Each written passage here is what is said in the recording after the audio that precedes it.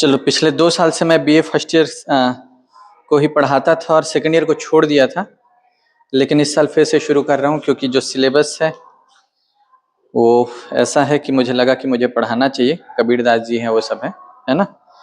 तो फिर से शुरू करते हैं। आप लोगों की किस्मत अच्छी या खराब कहो, है ना। सेकंड ईयर वाले बच जाते थे लेकिन इस बार फिर आप लोगों को मैं पढ़ाऊंगा, ठीक है। तो हम लोग शुरू कर रहे हैं कबीरदास। किसको शुरू कर रहे हैं? और अपन पहले सिलेबस के हिसाब से चलेंगे। सिलेबस के अलावा भी बहुत सारी बातें मैं बता देता हूं, लेकिन कोशिश करेंगे कि सिलेबस के आसपास ही हम लोग घूमे भटके और सिलेबस को कंप्लीट करें। आपके जो सिलेबस है उसका नाम बता दिया था मैं, क्या नाम है? मध्यकालीन हिंदी काव्य, ठीक है। पिछली क्लास में हम लोगों ने चर्चा की थी। और कौन कौन से कवि को पढ़ना है? कबीरदास को पढ़ना है, सूरदास, तुलसीदास और घनानंद। 4 कवियों का अध्ययन करना है हम लोगों को बीए थर्ड सेमेस्टर में। कबीर, सूर, तुलसी और घनानंद। उस दिन हम लोगों ने चर्चा की थी कि जो 3 कवि हैं, कबीरदास, सूरदास और तुलसीदास, तीनों का संबंध किससे है? भक्ति काल से, है ना। भक्ति काल की 4 धाराएं हैं। सबसे पहले भक्ति काल को 2 भागों में बांट देते हैं। किसमें किसमें? सगुण और निर्गुण में। जिसमें कबीरदास है वो निर्गुण शाखा के हैं। और निर्गुण को 2 भागों में बांटते हैं। किसमें किसमें? संत काव्य और सूफी काव्य में। तो कबीरदास कौन सी काव्य धारा के कवि हैं? संत काव्य धारा के प्रतिनिधि कवि है। प्रतिनिधि मतलब सबसे बड़े कवि, उस युग के नेता है। जो भी संत काव्य के कवि हैं उनमें सबसे प्रमुख कवि कौन है? कबीरदास। इसलिए उनको क्या कहते हैं? प्रतिनिधि कवि कहते हैं। दूसरी धारा होती है सूफी काव्य धारा, जो कि आपके सिलेबस में नहीं है इस बार, है ना। सूफी काव्य के सबसे बड़े कवि हालांकि कौन है? मलिक मोहम्मद जायसी, लेकिन उनका अध्ययन नहीं करना है। फिर आते हैं सगुण, राम काव्य धारा और कृष्ण काव्य धारा। राम काव्य धारा के सबसे बड़े कवि कौन हुए हैं? तुलसीदास, वो आपके सिलेबस में है। कृष्ण काव्य के सबसे बड़े कवि कौन हुए हैं? सूरदास, वो भी आपके सिलेबस में है। और चौथे कवि है घनानंद, जो कि रीतिकालीन काव्य धारा के कवि हैं। तो रीति मुक्त काव्य धारा, है ना। रीति काल में भी 3 काव्य धारा है, रीतिबद्ध, रीति सिद्ध और रीति मुक्त। तो तीसरी काव्य धारा रीति मुक्त के सबसे बड़े कवि कौन है? घनानंद। लेकिन हमको अभी ध्यान किस पर केंद्रित करना है? कबीरदास, ठीक है। पिछले साल की तरह इस साल भी मुझे एमए कहता हूं, हिंदी साहित्य की अलग से कॉपी चाहिए। उस कॉपी में जो भी मैं बताऊंगा वो नोट करेंगे, जो होमवर्क मैं दूंगा वो आप लोग लिख कर लाएंगे। मेरी प्लानिंग है, कितना कर पाऊंगा नहीं कर पाऊंगा, पर मैं पिछले साल ही यही सोच रहा था कि आप लोगों के 2 इंटरनल एग्जाम होते हैं ना, तो एक इंटरनल एग्जाम तो मैं वैसा लूंगा जैसा सब लेते हैं, लेकिन दूसरा इंटरनल एग्जाम मैं सोच रहा हूँ आपकी कॉपी देख कर लूंगा। मतलब इंटरनल एग्जाम नहीं लिखना है, बस आपकी कॉपी चेक करूंगा। जो मैंने काम दिया है वहां तक कंप्लीट है तो आपको नंबर मिल जाएंगे पूरे, ठीक है। तो इसलिए शुरू से कॉपी बनाओ। अब आज पहला दिन है, मतलब वो क्लास तो छोड़िए, उस समय बहुत कम लोग आए थे, लेकिन आज से मान के चलिए कि पहला क्लास है, तो कल दूसरी क्लास से जिस साइज की कॉपी आप लोगों के पास दिख रही है सभी के पास, उसी साइज की मुझे कॉपी चाहिए। वो जो छोटी बच्चे वाली कॉपी है वो नहीं चाहिए, लंबाई यही होनी चाहिए। पीछे कुछ भी जो 1 नंबर का प्रश्न दूंगा वो रहना चाहिए या शब्दार्थ रहेगा वो, और आगे जो क्लास में बताते जाऊंगा, होमवर्क देते जाऊंगा, उसको नोट करना है, ठीक है। तो आज पहला जो होमवर्क है वो कबीरदास का जीवन परिचय। जीवन परिचय मतलब पूरा, पहले सुन लो मेरी बात फिर नोट करना, ठीक है। आप लोग तुरंत नोट करने लगते हो, जो मैं कह रहा हूं उसको पूरा सुनो। कबीरदास का जीवन परिचय स्कूल में जैसा लिखते थे कि कबीरदास का जन्म ये हुआ, इसकी माता ये थी वो थी, ऐसा पूरा पैराग्राफ ये नहीं चाहिए मुझे। जीवन परिचय में आपको नोट्स जैसा लिखना है, जैसे कबीरदास जन्म, मृत्यु, जन्म स्थान। अब नोट करते जाओ आप लोग, जन्म, मृत्यु, जन्म स्थान, मृत्यु स्थान। जीवन परिचय में कौन कौन सी बात होनी चाहिए, है ना। लिख लिए? 4 पॉइंट लिखे, जन्म, मृत्यु, जन्म स्थान, मृत्यु स्थान, लिख लिए। माता पिता का नाम, अगला पॉइंट।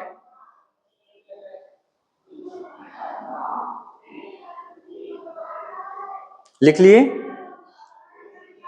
पेशा, कबीर का पेशा क्या था, व्यवसाय, लिख लिए। गुरु का नाम,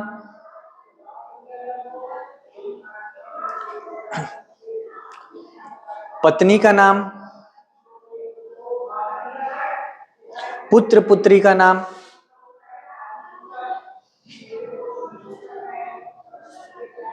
प्रमुख रचनाएं,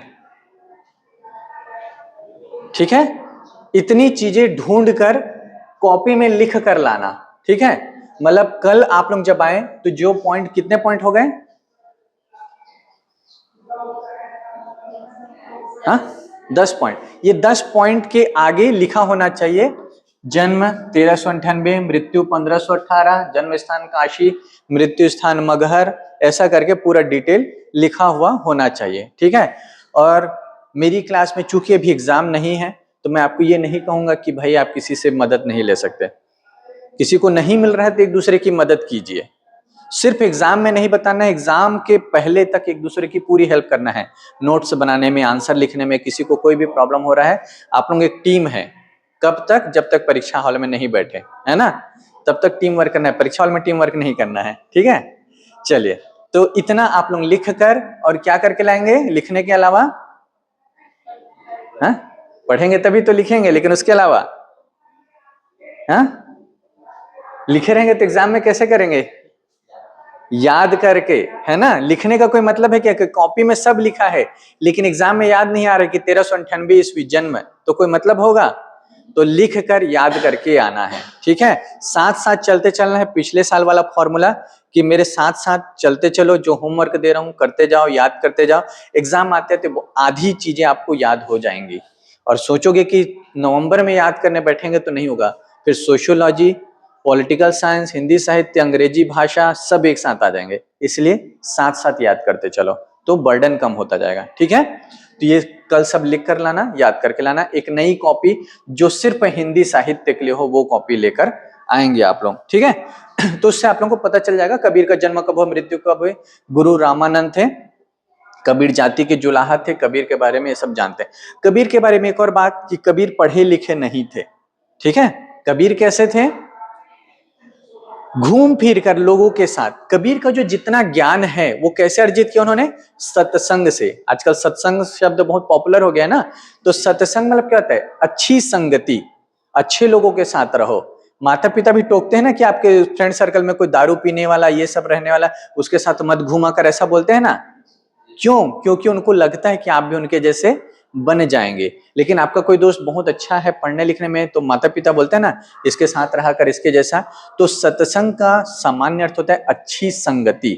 जैसी संगति होगी वैसे आप बनते जाएंगे। एक बहुत प्रसिद्ध वाक्य है कि मुझे अपने सबसे 5 अच्छे दोस्तों के नाम बताओ, अच्छे दोस्तों के बारे में बताओ, मैं तुम्हारे बारे में सब कुछ बता दूंगा। क्योंकि हम क्या होते हैं, हमारे 5 जो करीबी लोग रहते हैं उनका एवरेज होते हैं, उनके व्यवहार हमको प्रभावित करते हैं। आप पढ़ने वाले के साथ रहेंगे, आप में पढ़ने के गुण आते जाएंगे क्योंकि पढ़ाई की ही बात करेगा। खेलने वाले के साथ रहेंगे, खेलने का, कोई खाली दिन भर घूमते रहता है तो आप भी उसके साथ घूमने लग जाएंगे, ऐसा होता है ना। तो वही है।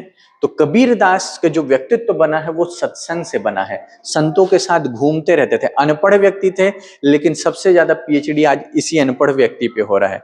अनपढ़ का मतलब यह है उन्होंने औपचारिक शिक्षा नहीं ली थी, स्कूल में पढ़ने नहीं गए थे, लेकिन जीवन की शिक्षा उनके पास भरपूर थी। ऐसे ऐसे दर्शन की गहरी बातें करते हैं जिसको एमए पढ़े हुए बच्चे भी कई बार नहीं समझ पाते हैं। तो ज्ञान था, अज्ञानी नहीं थे, बस क्या थे? अशिक्षित थे, अनपढ़ थे। लेकिन सत्संग के द्वारा साधु संतों के संगति में रहकर उन्होंने बहुत गहरी गंभीर बातें सीखी है। और कबीरदास जिस परंपरा से आते हैं, निर्गुण काव्य परंपरा है ना, और उसमें है संत काव्य परंपरा। संत काव्य परंपरा की एक बहुत बड़ी विशेषता है कि संत काव्य परंपरा में गुरु का स्थान सर्वोपरि माना गया है, ठीक है। मैं अपने कुछ पुराने वीडियोस भेजूंगा, इसलिए नहीं कि मुझे व्यूज, लाइक, सब्सक्राइब बढ़ाना है, इसलिए कि उसमें वो जो बातें बताई गई वो आपके काम आएगी। और वीडियो भेजने का मतलब ये नहीं है कि आप मेरे को बोले हाँ सर देख लिए। वो वीडियो क्लास का वीडियो है, मतलब आपको पढ़ने के लिए हिसाब से देखना है। तो एक वीडियो है कबीर के काव्य की विशेषताएं, जिसका वीडियो भेजूंगा वो पूरे क्लास में फिर से नहीं पढ़ाऊंगा, क्योंकि मैं मान के चलूंगा कि आपने ईमानदारी से वो वीडियो देखा और उससे नोट्स बना लिए। तो कबीर के काव्य की विशेषताएं वीडियो देखेंगे तो आपको पता चल जाएगा कि कबीर या निर्गुण काव्य धारा की प्रमुख विशेषताएं क्या है। उस वीडियो को गंभीरता पूर्वक इसलिए देखना है क्योंकि एक प्रश्न दीर्घोत्तरी में मुख्य परीक्षा में आ सकता है कि कबीर की काव्य की प्रमुख विशेषताएं बताइए या कबीर के काव्य कला पर प्रकाश डालिए। उस प्रश्न का उत्तर उस वीडियो से मिलेगा। लेकिन कोई भी मटेरियल अपने आप में पर्याप्त नहीं होता है। ये नहीं कि वीडियो देख लिए तो आपको और नोट्स वोट्स नहीं पढ़ना है ना। तो उसको मैं भेजूंगा बाद में, पहले हम लोग कबीर पे पढ़ते हैं। तो कबीर के काव्य में या संत काव्य में किसका महत्व सबसे ऊपर है? गुरु का। वो आप लोगों ने दोहा सुना है ना, और कबीर के हम दोहा पढ़ेंगे, ठीक है। तो दोहा को पढ़ा नहीं जाता, दोहा को क्या किया जाता है? गाया जाता है ना, गा के, ठीक है। समझा तो जाता ही है, ठीक है। तो एक दोहा सुना होगा आप लोगों ने कबीर का, गुरु गोविंद दो खड़े, सुना है ना। तो उसी से आप समझ सकते हैं।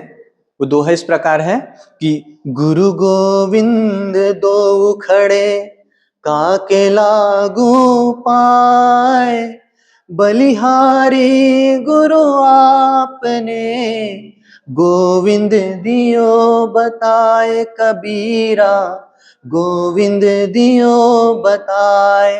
कबीरदास क्या कहते हैं? गुरु और गोविंद। गोविंद मतलब कौन?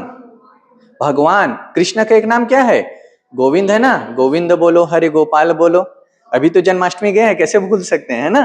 तो गुरु और गोविंद दोनों खड़े हैं, भगवान काके लागू पाए, दोनों अगल बगल खड़े हैं, बातचीत कर रहे हैं। बताइए क्या हाल है गुरुवर, है ना। अब कबीरदास देख रहे हैं, कंफ्यूजन है, पहले इनका पांव छूं कि इनका पांव छूं। कंफ्यूजन वाली स्थिति है कि नहीं? क्योंकि दोनों बड़े लोग हैं, दोनों सम्माननीय हैं। और कबीर क्या कहते हैं? बलिहारी गुरु आपने, मैं आप पे न्यौछावर हो जाऊंगा गुरु, क्योंकि आपने ही तो गोविंद तक पहुंचने का मार्ग बताया है। मतलब आप मिले तभी तो कौन मिला? गोविंद मिला। आप नहीं मिलते तो गोविंद मिलते क्या? इसलिए कबीरदास क्या कहते हैं? बलिहारी गुरु आपने, मैं गुरु आपके पांव पहले छूंगा, क्योंकि आपने ही गोविंद तक पहुंचने का मार्ग बताया। तो उस धारा से आते हैं कबीर, जहां गुरु को गोविंद से ऊपर रखा गया है। ये सब बातें मैं क्यों कह रहा हूं? क्योंकि जो हम लोग दोहा पढ़ने जा रहे हैं, कांति कुमार जैन की किताब से कुल 20 दोहे पढ़ने हैं हम लोगों को, जिसमें पहले के 7-8 दोहे हैं, 8 दोहे हैं, वो गुरुदेव को अंग से लिया गया है। गुरुदेव को अंग मतलब ये दोहे किसको समर्पित है? गुरु को समर्पित है, ठीक है। अब प्रसंग में क्या आएगा कि इन पंक्तियों में कबीर दास ने गुरु की महिमा का वर्णन किया है, ठीक है। तो इस दोहे को ध्यान रखना, कबीरदास की विशेषताओं को ध्यान रखना। निर्गुण संत काव्य परंपरा में सबसे ऊपर स्थान किसका है? गुरु का, ठीक है।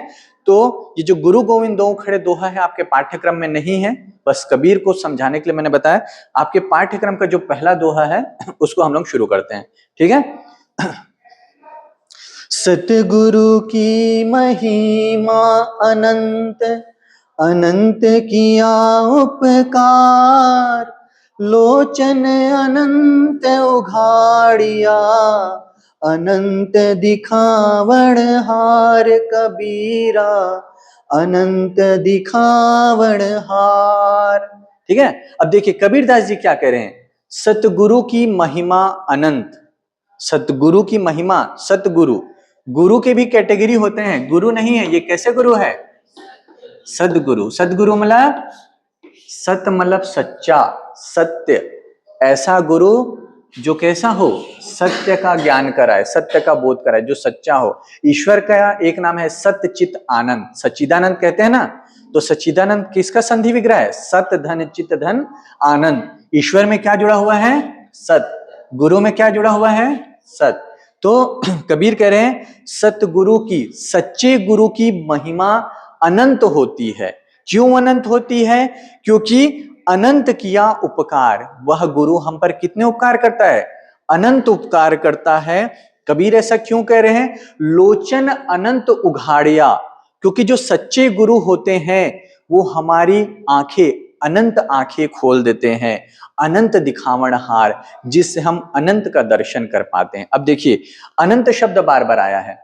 सतगुरु की महिमा अनंत, सतगुरु की महिमा अनंत है, उनकी उपकार अनंत है, क्योंकि वो हमारे अनंत आंखों को खोल देता है। अनंत आंखों को मतलब हमारे चेहरे पे कितनी आंखें हैं? सबके पास कितनी आंखें हैं? लेकिन कबीरदास कह रहे हैं अनंत आंखें, अनंत, लोचन अनंत, लोचन मतलब आंखें, अनंत उघाड़िया मतलब, अनंत उघाड़िया मतलब क्या होता है कि हमारी जो आंखें हैं, सामान्य आंखें हैं, हम क्या देख पाते हैं? जो आंखों के सामने हो, जो आंखों के सामने ना हो उसको देख पाते हैं क्या? आप, मैं, हम सब इस कमरे में है, ये हमारी दृष्टि जहां तक जाती है उसी को देख सकते हैं। लेकिन सद्गुरु जब कृपा करते हैं तो लोचन अनंत उघाड़िया, आपकी आंखें अनंत रूप से खुल जाती है, मतलब जो यहाँ है नहीं, अनंत दिखावनहार, अनंत को भी देख सकते हैं। अनंत मतलब कौन? कौन है? ईश्वर है जो अनंत है। ईश्वर का कोई अंत है क्या? तो सद्गुरु की महिमा, सद्गुरु के उपकार इसलिए अनंत है क्योंकि वो हमारी आंखें इस तरह से खोल देते हैं, हमको इस काबिल बना पाते हैं, बना देते हैं कि हम अनंत का दर्शन कर पाते हैं, ईश्वर को देख पाते हैं। मतलब जो सच्चा गुरु है वो आपको अपनी दृष्टि की सीमाओं से परे सत्य का साक्षात्कार कराता है। इसलिए सद्गुरु की महिमा कैसी है? अनंत है। समझ में आया?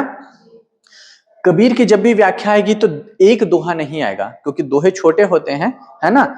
आपके में आएंगे दो दोहे, ताकि थोड़ी सी व्याख्या लिखने के लिए आपके पास स्पेस हो, पंक्तियां हो। तो ये ध्यान रखना। तो पहला दोहा समझ में आ गया, ठीक है। प्रसंग समझ में आ गया, इसमें गुरु की महिमा का वर्णन किया गया है। विशेष में आप लिख देना। पहले मैं बता दूं छंद क्या है, दोहा है। दोहा छंद क्या होता है मैं क्लास में आप लोगों को समझा दूंगा, है ना। लेकिन आपको विशेष में छंद की मात्रा गिनने की जरूरत नहीं, पहले से बता रहा हूं। ये कबीर का दोहा छंद है, दोहा छंद का प्रयोग किया गया है। और आप भाषा को लिख सकते हैं कि कबीर की भाषा सरल है, सहज है, सधुक्कड़ी भाषा कहलाती है, पंचमेल खिचड़ी कहलाती है। विशेष पे किसी और दिन चर्चा करेंगे, ठीक है। चलिए अब अगला दोहा देखते हैं। राम नाम के पट तरे दैबे को कछु नाही, क्या ले गुरु संतोषिया होश रहे मन माही, कबीरा होश रही मन माही। अब कबीर क्या कह रहे हैं?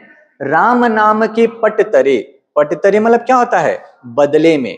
जैसे कि आप लोग किसी से कोई वस्तु लेते हैं तो बदले में कुछ देते हैं, दुकान जाते हैं तो दुकान पे पहले क्या देते हैं? पैसा देते हैं, तब दुकानदार आपको क्या देता है? उसके बदले का सामान देता है। अगर आपको 100 रुपए की कोई वस्तु खरीदनी है, आप दुकानदार को कितना देंगे? 100 रुपए देंगे। मतलब वस्तु की जितनी कीमत है उतनी बराबर आप रकम देंगे, पैसा देंगे, तभी तो वो आपको क्या देगा? वस्तु देगा। अब कबीर के सामने दुविधा क्या है कि गुरु ने कबीर को क्या दे दिया है? राम का नाम दे दिया है, ठीक है।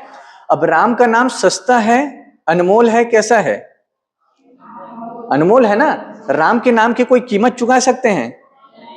अब यहां तो व्यापार बराबर का नहीं होगा कि गुरु ने कबीर को राम का नाम दे दिया है, अब कबीर के पास बदले में देने के लिए कुछ नहीं है, क्योंकि कुछ भी देने का सोचते हैं तो उसके बराबर नहीं है।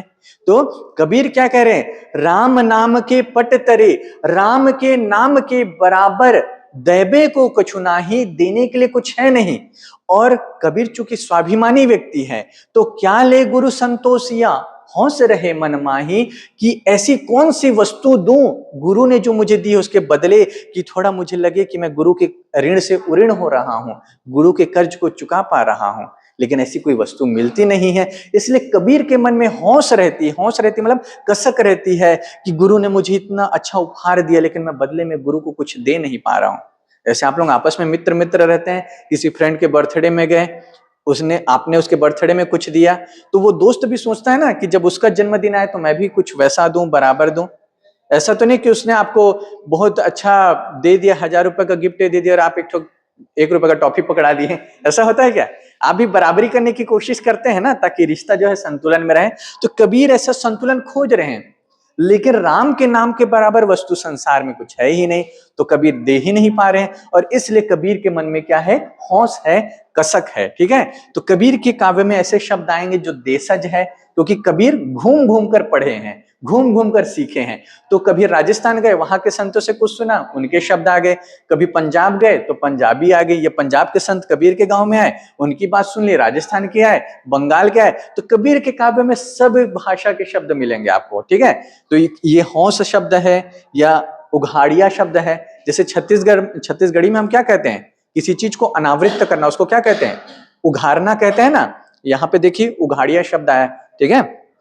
तो कबीर की जो भाषा है, इसी कारण से रामचंद्र शुक्ल ने कहा पंचमेल खिचड़ी है या सधुक्कड़ी है, साधुओं से बनी।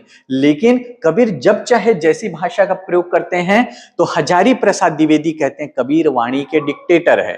ठीक है, अब 1 नंबर का प्रश्न नोट कर लो, आंसर मैं खुद बता दिया हूं कि कबीर को किसने वाणी का डिक्टेटर कहा। पेन नहीं लिए है? हाँ ठीक, मेरी क्लास में सारे हथियार कॉपी पेन सब होना चाहिए। ठीक है, कबीर को वाणी के डिक्टेटर किसने कहा? उत्तर लिख लीजिए, बता ही दिया तो आप लोगों को मेहनत नहीं कराऊंगा इसके लिए। हजारी प्रसाद द्विवेदी। ठीक है, हजारी प्रसाद द्विवेदी लिख लिए। चलिए, 2 दोहा समझ में आ गया। अब तीसरे पे आते हैं। ठीक है, सभी का प्रसंग वही रह गया, इसमें गुरु की महिमा का क्या किया है? वर्णन किया है। ठीक है, या गुरु का महत्व तो बताया है, सीधे सरल शब्दों में कहना तो। चलिए तीसरा दोहा देखते हैं।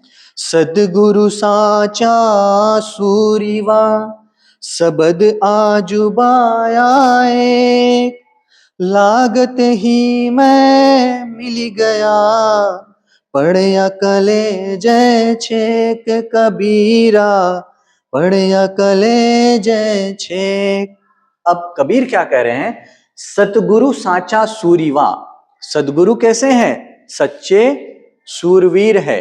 शूरवीर मतलब, शूरवीर किसको कहते हैं?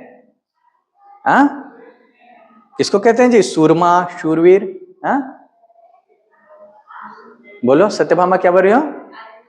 आदमी को तो कहेंगे, है ना, एक माइक, लेकिन किसको कहते हैं? हर आदमी को शूरवीर कहते हैं क्या? नहीं। तो किसको शूरवीर कहते हैं? जो कैसा हो? हाँ, बहादुर हो ना, जो युद्ध में अच्छा प्रदर्शन करे, हिम्मत से लड़े, साहस से लड़े, उसी को क्या कहते हैं? शूरवीर या सूरमा। तो कबीर क्या कह रहे हैं? सतगुरु साचा सूरीवा। सतगुरु क्या है? सच्चे शूरवीर है। सबद आजु बाहया एक, क्योंकि गुरु ने आज ऐसा शब्द बाण मारा, लागत ही में मिली गया पढ़या कलेजा छेक। ठीक है, तो जो सच्चा शूरवीर रहेगा, योद्धा रहेगा, उसका निशाना कैसा रहेगा? अचूक रहेगा, है ना। वो एक ही बाण से क्या करेगा? शत्रु का नाश कर देगा। वही तो शूरवीर कहलाएगा ना। ऐसा योद्धा जो बाण मार रहा है, शत्रु को पढ़ ही नहीं रहा है, इधर उधर से जा रहा है, वो शूरवीर कहलाएगा? नहीं कहलाएगा। तो कबीर कहते हैं सदगुरु सच्चे शूरवीर है। क्यों? क्योंकि उन्होंने ऐसा शब्द बाण मारा कि शब्द बाण लागत ही में मिल गया। जैसे ही शब्द बाण लगा, मिल गया, क्या मिल गया? ज्ञान मिल गया।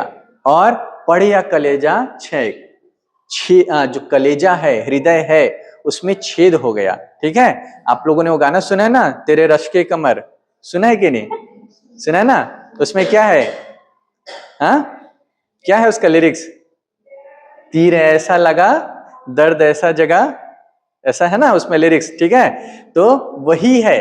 देखिए, कबीर जो बात भगवान के लिए कह रहे हैं, गुरु के लिए कह रहे हैं, ये जो तेरे रश्के कमर सॉन्ग है, उसमें वही बात किस लिए कर रहे हैं? प्रेमिका के लिए। तेरे रश्के कमर तूने पहली नजर, ऐसा कुछ है ना, क्या है गाना, मैं तो भूल जाता हूँ लिरिक्स को, है ना। तीर ऐसा लगा, चोट दिल पे लगा, जो भी है।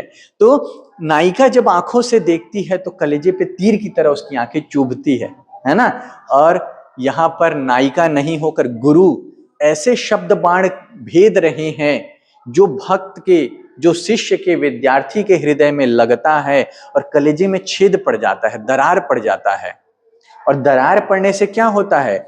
जो सारा अज्ञान है, माया मोह है, विषय वासना है, वह दूर हो जाती है। और वो लागत ही में मिल गया, लगते ही कबीर को ईश्वर के दर्शन हो गए। ठीक है, तो इसलिए गुरु सच्चा शूरवीर है। जिस प्रकार एक सच्चा शूरवीर का निशाना नहीं चूकता, वो एक तीर से शत्रु को धराशायी कर देता है, ऐसे ही गुरु के शब्द रूपी तीर जैसे ही उसके विद्यार्थी के हृदय पे लगा, ऐसा छेद हुआ कि सारा अज्ञान, विषय वासना सब दूर हो गए और उनको ईश्वर का ज्ञान प्राप्त हो गया। समझ में आया? इसलिए गुरु क्या है? सच्चे शूरवीर है। समझ में आया? चलिए ठीक, आगे देखते हैं। दीपक दिया तेल भरी बाती दई अघट पूरा किया बिसाहुणा बहुरी न आवो हट कबीरा बहुरी न आवो हट। क्या कह रहे हैं कि गुरु ने शिष्य को क्या दिया? दीपक दिया, तेल भरी। दीपक दिया कैसे दिया है? तेल भरकर, मतलब खाली दिया नहीं दिया है गुरु ने शिष्य को, तेल भरकर दिया है। और साथ में क्या दिया है? बाती दई अघट। अब 3 चीज आ रहे हैं, दीपक,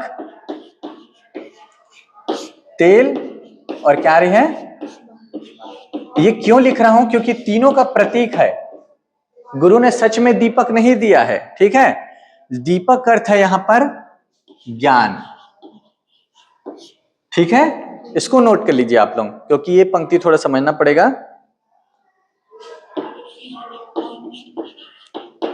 दीपक का अर्थ क्या हो गया? ज्ञान। तेल का अर्थ हो गया भक्ति।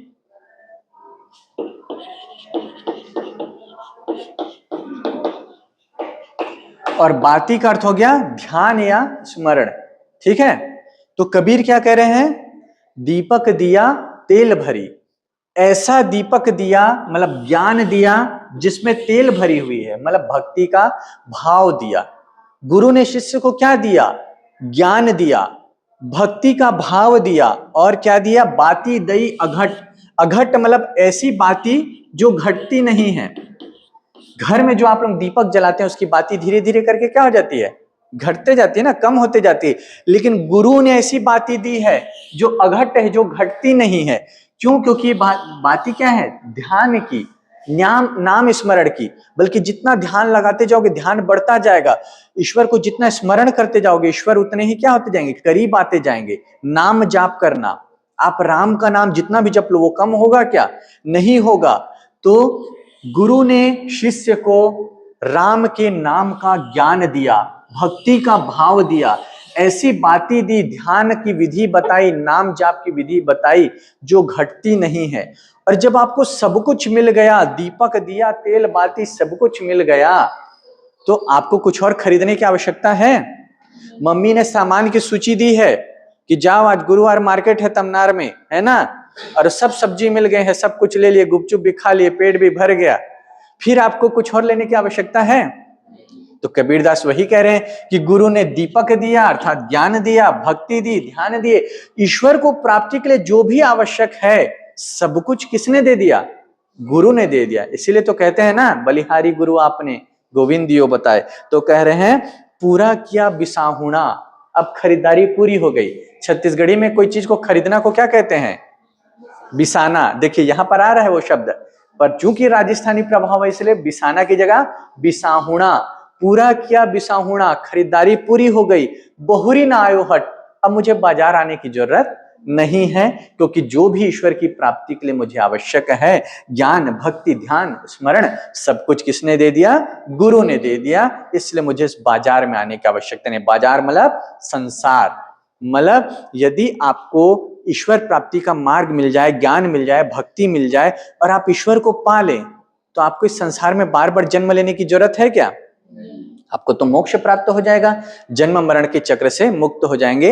इसलिए कबीर कह रहे हैं कि पूरा किया बिसाहुणा बहुरी ना आयो हट। ये जो कविता है इसको कहते हैं प्रतीकात्मकता, प्रतीकात्मक शैली। यहां सीधे सीधे बात नहीं कह रहे हैं, यहां कवि कह रहे हैं जो सामान्य मनुष्य उसको लगेगा कि गुरु ने दीपक दिया, तेल दिया, बाती दी, कौन सा बड़ा काम कर दिया, यही लगेगा ना।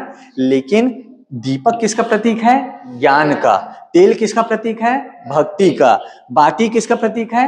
ध्यान का। और हाट अर्थात बाजार किसका प्रतीक है? संसार का। तो ऐसी कविताओं के अर्थ तभी खुलते हैं जब आपको कोई समझाने वाला हो, इसलिए गुरु का महत्व है ना। तो आपको ये भी समझना है कि क्लासरूम में आने से क्या फायदा होता है, ठीक है। नहीं तो गाइड में पढ़ोगे दीपक तेल बाती क्या बकवास कर रहे हैं ऐसा लगेगा, है ना। तो अर्थ तभी खुलता है जब कोई समझाने वाला गुरु हो, ठीक है। तो इसीलिए कबीर क्या कहते हैं, गुरु का महिमा अनंत है, गुरु की महिमा, ठीक है। तो जो सच्चे सदगुरु होते हैं वो तो अनंत दिखाते हैं, हम लोग तो क्लासरूम वाले गुरु हैं, अनंत तो नहीं दिखा सकते, लेकिन सिलेबस में जो रचनाएं शामिल है उसका अर्थ आपके लिए स्पष्ट कर सकते हैं, ठीक है। चलिए आगे देखते हैं। ये मुझे बहुत पसंद है, ये जो दोहा है, ठीक है। कबीर हमेशा सदगुरु की बात करते हैं। किसकी बात करते हैं? सदगुरु। जब भी कबीर गुरु कहे तो भी अर्थ लेना सदगुरु, ठीक है।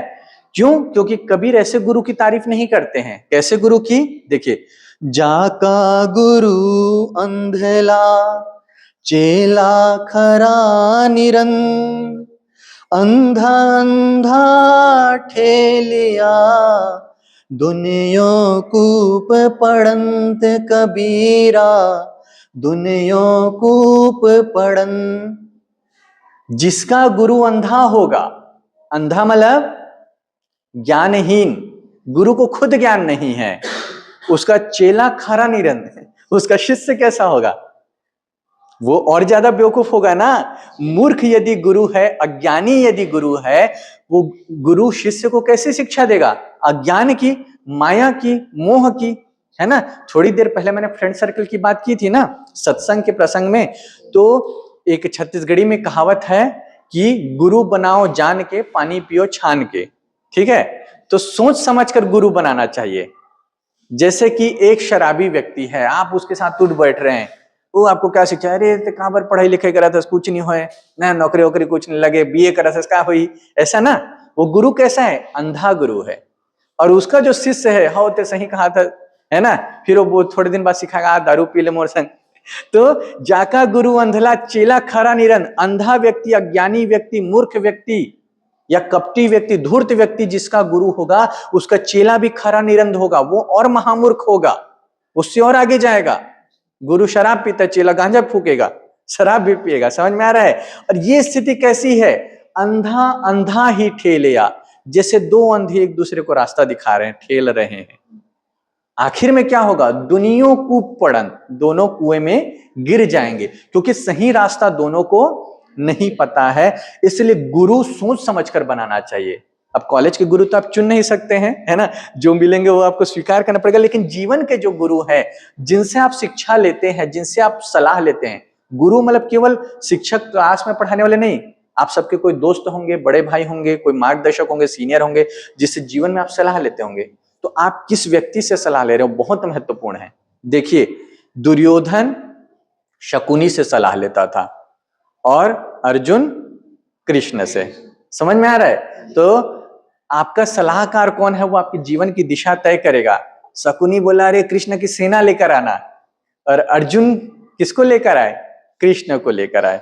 दुर्योधन को लगे अकेले कृष्ण क्या कर पाएंगे, और वो भी निहत्थे कृष्ण, वो कृष्ण जो हथियार नहीं उठा रहे हैं, ये लड़ेगा नहीं तो किस काम का भाई? सारथी तो कई मिल जाएंगे। समझ में आ रहे हैं? लेकिन उसी कृष्ण ने महाभारत को क्या किया? बदल दिया, है ना। एक और कृष्ण की नारायणी सेना थी और एक और केवल कौन थे? कृष्ण थे। तो आपका सलाहकार कौन है? गुरु।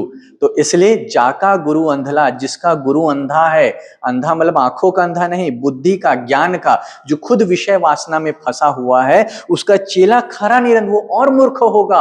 और दोनों ऐसी स्थिति में है कि अंधा व्यक्ति अंधे को ठेल रहा है, धक्का दे रहा है, और अंत में दोनों कुएं में गिर पड़ेंगे, अर्थात विषय वासना में उलझ जाएंगे, अज्ञान में, माया मोह में फंस जाएंगे। कुआं क्या है?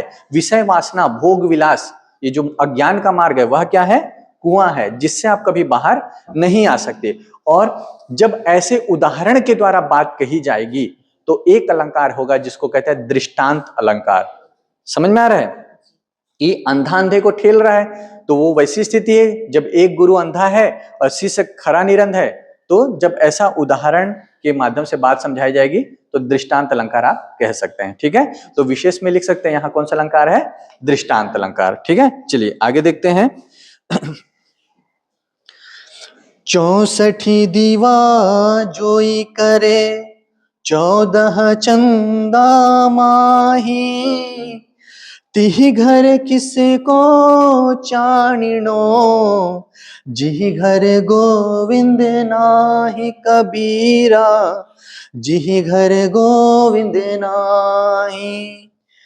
अर्थात 64 दीवा जोई करे, 64 दिया जला ले और रोशनी करे, 14 चंदा माही, जिसके घर में चांद की 14 कलाओं के प्रकाश आए, 14 चांद के प्रकाश घर में पड़े।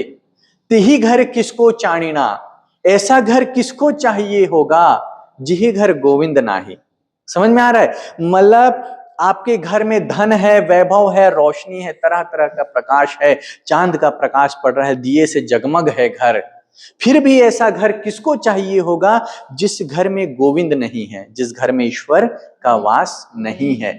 मतलब केवल धन वैभव होने से घर में रोशनी नहीं होती। घर में वास्तव में कौन होना चाहिए, किसका वास होना चाहिए? ईश्वर का वास होना चाहिए। मतलब घर कैसा होना चाहिए? शुद्ध होना चाहिए, पवित्र होना चाहिए। घर के लोगों में धर्म का और सत्य का भाव होना चाहिए। जैसे करोड़पति खानदान है लेकिन घर में रोज लड़ाई झगड़े हो रहे हैं, पाप का काम हो रहा है, अनाचार हो रहा है, वह घर आपको अच्छा लगेगा क्या? एक गरीब की कुटिया भी पवित्र होती है और एक राजमहल भी दूषित हो सकता है। तो धन वैभव वास्तव में क्या है? वास्तविक प्रकाश नहीं करते हैं। वास्तविक प्रकाश कौन करता है? आपके मन की पवित्रता, आपका आचार व्यवहार। ठीक है। एक ऐसे ही शेर है जो मुझे बहुत पसंद है कि इत्र से कपड़ों को महकाना कोई बड़ी बात नहीं है, मजा तो तब है जब खुशबू आपके किरदार से आए। मतलब एकदम व्यक्ति सजा धजा है, एकदम सूटेड बूटेड है, मस्त परफ्यूम डियो लगाया हुआ है, तेल पाउडर सब एकदम है ना, और आपसे बदतमीजी से बात कर रहा है, गाली गलौज कर रहा है। और एक व्यक्ति है जो सामान्य वस्त्र धारण किया हुआ है, या हो सकता है कटा फटा वस्त्र धारण किया हुआ है, लेकिन बहुत अच्छे से बोल रहा है। आपको दोनों में से किसकी बात अच्छी लगेगी? सामान्य वेशभूषा, क्योंकि आपको आचरण की पवित्रता चाहिए, व्यवहार की पवित्रता चाहिए। किसी का धन वैभव आपको थोड़ी दे देगा, है ना।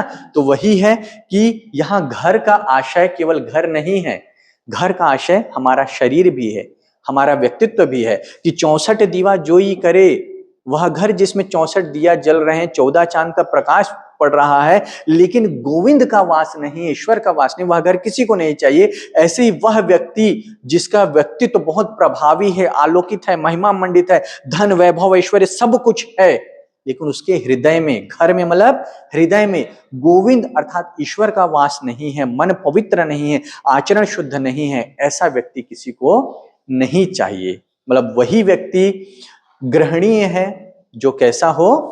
पवित्र हो, जिसके मन में ईश्वर का वास हो। समझ में आया? तो यहाँ घर का अर्थ, एक अर्थ क्या निकलता है? हृदय। ठीक है। चलिए अब आगे देखते हैं। यहां पर कह तो दिया कि सद्गुरु चाहिए, यदि गुरु अंधा होगा तो चेला भी कैसा होगा? खरा निरा। अब लेकिन कबीर इसके आगे जाकर एक और बात करें, गुरु बहुत अच्छा है लेकिन शिष्य ही अच्छा नहीं है, सीखना ही नहीं चाहता है, तो गुरु कुछ कर पाएंगे क्या? मतलब जैसे एक टीचर है, क्लास में कितने लोगों को पढ़ाते हैं, लेकिन कोई एक विद्यार्थी होगा जो टीचर की बात उसके दिल पे लग जाती है और उसके मार्ग पर चलता है और उसके जीवन बदल जाता है, बदलता है ना। लेकिन सब बच्चे बदल पाते हैं क्या? नहीं बदल पाते हैं। तो अच्छे गुरु के साथ साथ अच्छे शिष्य का भी होना क्या है? जरूरी है। तभी तो गुरु का नाम होगा। द्रोणाचार्य द्रोणाचार्य क्यों है? क्योंकि उसके पास अर्जुन है। समझ में आ रहा है? सचिन तेंदुलकर के गुरु का नाम आज रमाकांत आचरेकर का नाम हम जानते हैं, इसलिए क्योंकि उनके गुरु उनके शिष्य सचिन तेंदुलकर हुए। आप में से कोई कल को बहुत अच्छे पोस्ट पे जाएगा तो हम लोग बोलेंगे नहीं मेरे शिष्य है। या आप कभी किसी मंच पे कह दिए कि मुझे फलाना सर ने, मैडम ने पढ़ाया था, अरे इसके तो टीचर वो है, मतलब आपके नाम से हमारा नाम हो जाएगा। समझ में आ रहा है? तो सिर्फ अच्छे गुरु नहीं, अच्छे शिष्य का भी होना जरूरी है। उसी भाव को अगले दोहे पे व्यक्त कर रहे हैं। प्रसंग बदल जाएगा। हालांकि मैंने प्रसंग बताया कि गुरु की महिमा का वर्णन, लेकिन दोहे के हिसाब से भी आपको ध्यान रखना है कि दोहे में कौन सी बात कही गई, उसी को शॉर्ट में प्रसंग में लिख देना है। ठीक है। तो कहते हैं, देखिए, सतगुरु मिलया तका भया, जे मनी पाड़ी भोल, पासी बिनंठा कपड़ा, क्या करे बिचारी चोल कबीरा, क्या करे बिचारी चोल। बहुत अच्छा गुरु मिल गया तो भी क्या हुआ? सतगुरु मिलिया तो का भया, अच्छा गुरु मिल गया तो क्या हो गया?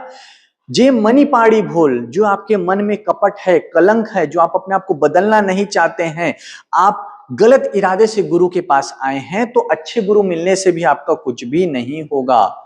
वही सीखेगा, वही अपने आप को बदलेगा जिसके मन में परिवर्तन की इच्छा है, सीखने की आकांक्षा है। पासी बिनंठा कपड़ा, यदि कपड़ा पहले से ही काला रंग का रंगा हुआ है तो उसमें जो कपड़े में रंग लगाने वाले व्यक्ति है उसका कोई दोष है? काले रंग में कोई और रंग चढ़ेगा? उसको सफेद बना पाएंगे? कितना भी करे उसमें दाग रह ही जाएगा। तो कपड़े में पहले से ही दाग है और आप कपड़े वाले को कह रहे हैं, रंगरेज को कह रहे हैं। रंगरेज शब्द क्यों आ रहा है? कबीर जाति से क्या थे, पेशे से क्या थे? जुलाहा। इसलिए जुलाहे के जीवन के जो शब्दावली है वो कबीर के काव्य में आएंगे बार बार। ठीक है, तो अच्छे गुरु मिलने से क्या हुआ? यदि शिष्य के मन में छल कपट द्वेष है, वासना है, खुद को बदलने की इच्छा नहीं है, अहंकार है, जैसे रंगरेज को आप कपड़ा दिए काले रंग का दाग भरा कपड़ा और आप कहेंगे कि तुम कपड़े को सही से रंग नहीं पा रहे हो, तो कपड़ा तो सही दो, श्वेत कपड़ा तो दो। तो गुरु के सामने जाए तो साफ मन से जाए, स्वच्छ मन से जाए, अहंकार को छोड़कर जाए। वही शिष्य सीख पाता है जो मानता है कि उसमें अज्ञान है और गुरु में क्या है? ज्ञान है। और जो फलाना हूं मैं, ये हूं वो हूं, अहंकार लेकर जाएगा, वो कभी नहीं सीख पाएगा। समझ में आ रहा है? एक छोटी सी कहानी है, उसको आपको एक आखिरी दोहा है उसके बाद सुनाऊंगा, ठीक है, कि शिष्य को कैसा होना चाहिए। चौपड़ी माहे चौहटे अरध उरध बाजार, करे कबीरा राम जन खेलो संत विचार। कबीरा खेलो संत विचार। अब ये भी दोहा इसके जैसा है, प्रतीकात्मक। ठीक है, आपको अर्थ को समझना पड़ेगा। चौपड़ी माही चौहटे, जो चौराहा है उसमें चौपड़ बिछा हुआ है, चौपड़ का खेल बिछा हुआ है। ठीक है, अरद उरद बाजार, और ऊपर और नीचे क्या है? बाजार है। ठीक है, पहले शाब्दिक अर्थ को देखते हैं। और कहे कबीरा राम जन खेलो संत विचार। कबीर राम के जनों को कहते हैं कि सोच विचार कर इस खेल को खेलो। संसार के बीचों बीच चौपड़ का खेल रचा हुआ है, बसा हुआ है, ऊपर और नीचे बाजार है, इसको बहुत सोच विचार कर खेलना है। क्यों?